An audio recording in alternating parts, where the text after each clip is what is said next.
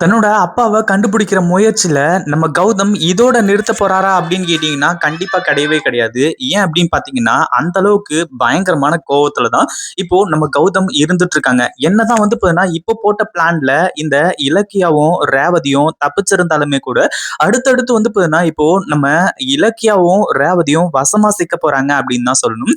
ஒரு பக்கம் எஸ்எஸ்கே வந்து பார்த்தீங்கன்னா, எதுக்காக தன்னோட அம்மா கிட்ட பிரச்சனை பண்ணிட்டு இருக்காங்க அப்படின்ற ஒரு கேள்வி. அதாவது ரேவதி அம்மா கிட்ட பிரச்சனை பண்ணிட்டு இருக்காங்க அப்படின்ற ஒரு கேள்வியில வந்து பார்த்தீங்கன்னா, கௌதம் இருந்துட்டு இருக்காங்க.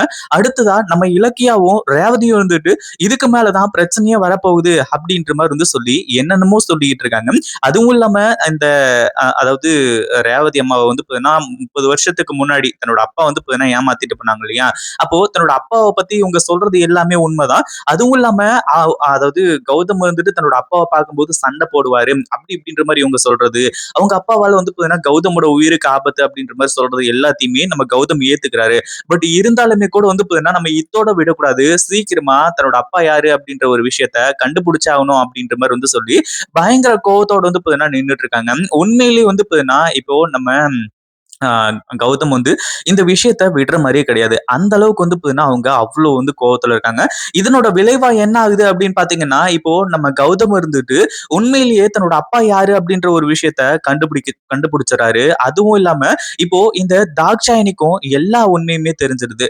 ஏன்னா இந்த எஸ்எஸ்கே இருந்துட்டு நம்ம ரேவதியோட மகன் யாரு அப்படின்றத கண்டுபிடிச்சு நம்ம தாக்ஷாயணிக்கு தெரியறதுக்குள்ளேயே வந்து பார்த்தீங்கன்னா கொன்னுடணும் அப்படின்னு சொல்லிட்டு வந்து பார்த்தீங்கன்னா இப்போ ஏற்கனவே பிளான் பண்ணிக்கிட்டு இருந்தான். அப்படி இருக்கும்போது வந்து பார்த்தீங்கன்னா, இப்போ அடுத்தடுத்து வந்து பார்த்தீங்கன்னா, நம்ம தாக்ஷாயணிக்கு தெரியாம வந்து பார்த்தீங்கன்னா முடிச்சிடணும்னு நினைச்சிட்டு இருந்தவனுக்கு, இப்போ தாக்ஷாயணிக்கு உண்மையும் தெரிஞ்சு போச்சு. அடுத்ததா கௌதமாலயும், தாக்ஷாயணியாலயும் இந்த எஸ்எஸ்கேவோட உயிரே இப்போ ஆபத்துல போய் முடிஞ்சிட்டு இருக்கு அப்படின்னு தான் சொல்லணும். அதாவது எஸ்எஸ்கே உண்மையிலேயே திருந்திட்டாரா அப்படின்னு கேட்டீங்கன்னா, கண்டிப்பா கிடையாது. அதுவும் இல்லாம நம்ம கௌதம அழிக்கிறதுக்காகவும், நம்ம ரேவதி அழிக்கிறதுக்காகவும் தான் அவரு போராடிட்டு இருக்காங்க. அந்த ஒரு போராட்டத்தோட முயற்சியில எப்படியாச்சும் வந்து பார்த்தீங்கன்னா, ரேவதி வாயாலேயே உண்மையா வர வச்சிடணும்.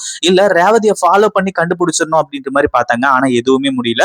ஆனா கௌதம் போட்ட மாஸ்டர் பிளான் என்ன அப்படின்னு பாத்தீங்கன்னா, ரேவதியையும் இலக்கியாவையும் வந்து ஃபாலோ பண்றதுதான். அப்படி ஃபாலோ பண்ணி கடைசியில இப்படி மாஸ் காட்டுவாங்க அப்படின்னு கொஞ்சம் கூட எதிர்பார்க்கவே இல்லை அப்படின்னு தான் சொல்லணும்.